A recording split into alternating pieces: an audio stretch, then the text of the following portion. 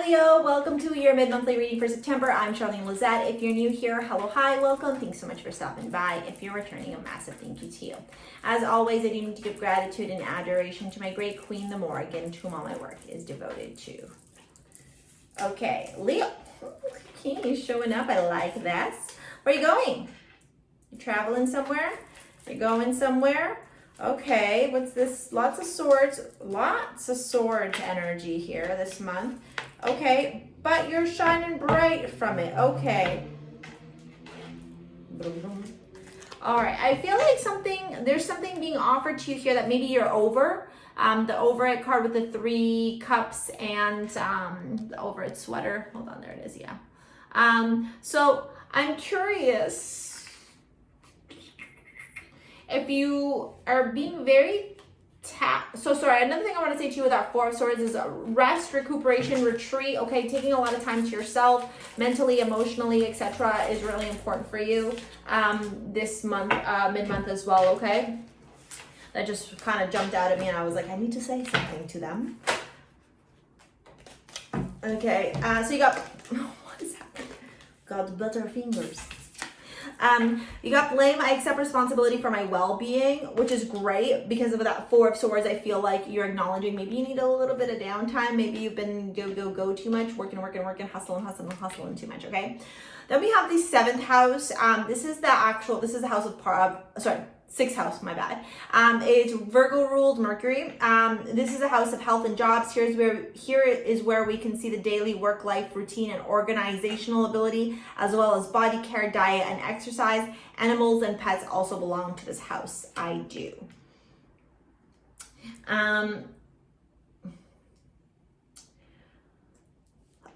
So there's a couple of things here I want to point out to you. One, I love that you're in your energy.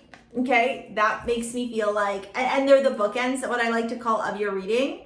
So I like that, right? One in the beginning, one at the end. So I really like that. Mid-month, it's telling me that you're putting a focus on you. I think that's also very important. I also feel like there may be a lot of mental anguish or intrusive thoughts or just an overactive mind of sorts. We do have Mercury going retrograde on the 22nd, so that could be impacting just the way that you're processing information. But there's something here to be said about you kind of having to put yourself in front of this, or also put yourself first above anything else that's going on in your life, whether it be your career, finances, your romantic life, your friendships. Like, you have to put your health and yourself first. Okay, with the 6 of Swords, the 5 of Swords, and the 7 of Swords, okay?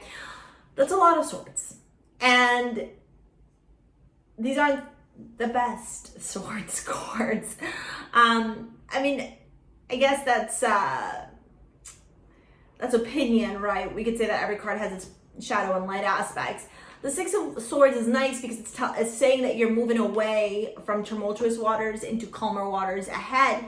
But you're moving from that into the 5 of Swords, which is somebody who wants to win at all costs, somebody who feels sometimes maybe even righteous, somebody who doesn't think about other people's emotions, somebody who potentially could operate a lot from the ego, which can sometimes happen for you, Leo, being Leo. Okay, there's nothing wrong with that. It just is what it is. It's one of your traits, right? Like Aries, they see red in 2 seconds. Like, it is what it is, right?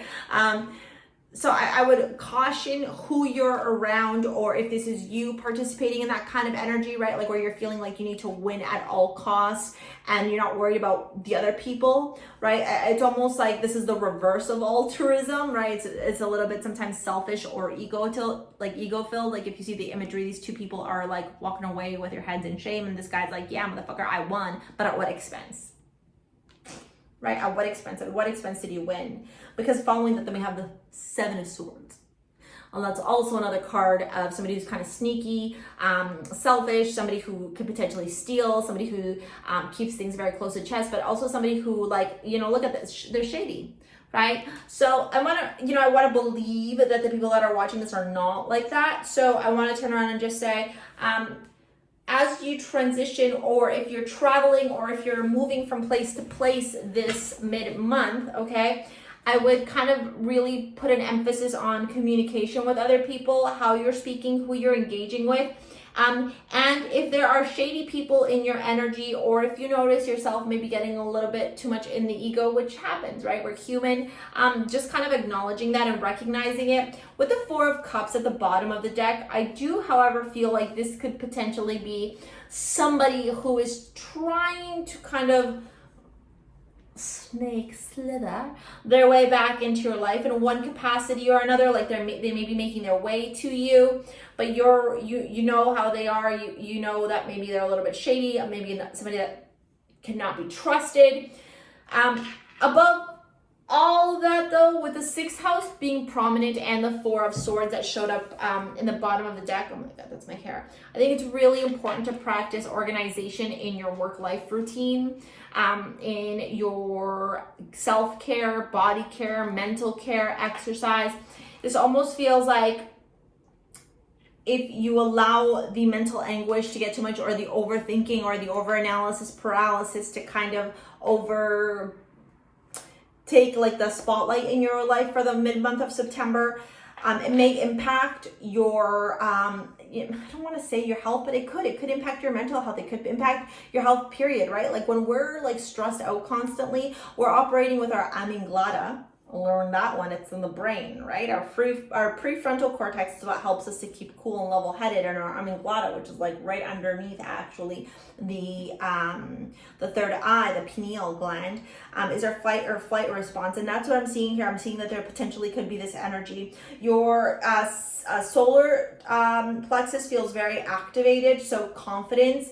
But again, too much confidence can be ego, but there is this need to be confident, to love yourself above all else. And I think that's the lesson here that you're learning, is to take care of you first in a way that's still compassionate, kind, empathetic towards others. All right. Any crystal that I would recommend for you this mid-month would be citrine or pyrite. Okay, pyrite's right here. Citrine's in this beautiful piece shell that I have, and there is another piece coming out with it shortly. But there's a bunch of pieces over on my website if you want to shop over at STARSEA Jewels and pick up your modern day amulets. Take a look at the description box below. Anything to help get the energy of your solar plexus moving could be beneficial for you if you're into crystals. If you want to book a live 1-hour reading, take a look at the description box below. Let your friends help you. Ask for and accept for support from others. Past life relationship, you have known each other before. And keep an open mind. Your soulmate may differ from your usual types and expectations. Okay, so for those of you that are single, you could be coming into a one-night stand or meeting somebody that kind of comes in very fiery with this Knight of Wands. Maybe it's introduced with your friends with the let your friends help you. Having said that, though, I don't see anything long-term here sticking around, especially if you're single. The Nine of Wands in the past life relationship, the Nine of Wands is the wounded warrior. Sometimes they can be pretty defensive in their energy. So this could be somebody that you have to clear some karmic ties with. Keep an open mind.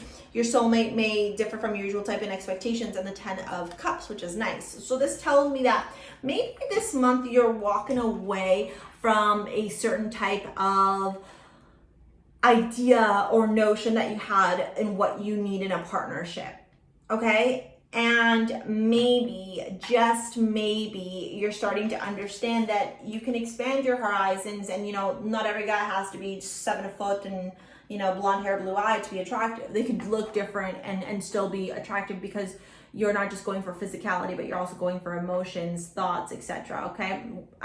If you are in a relationship, I do feel like there's going to be a lot of fun in bed. Okay. But the past life relationship and the Nine of Wands, I do feel like this is some, not to say that's a bad karmic connection, but I do feel like there are some lessons that you both are learning together mid-September about your relationship, and maybe even potentially like how to start a new chapter every day, being bright, optimistic, happy, etc. And with the 10 of Cups, I see y'all being good. Good, you're good, you're solid, you're good. But you, yourself, Leo, you gotta take care of yourself, okay? This is very important. All right, thank you so much for your likes, your comments, your shares, your subscribes. Thank you for booking live 1-hour readings with me. Thank you for shopping over at STARSEA Jewels. I'm so immensely grateful for all of you. We'll see you on the next video. See you later, alligator. Peace out. Bye.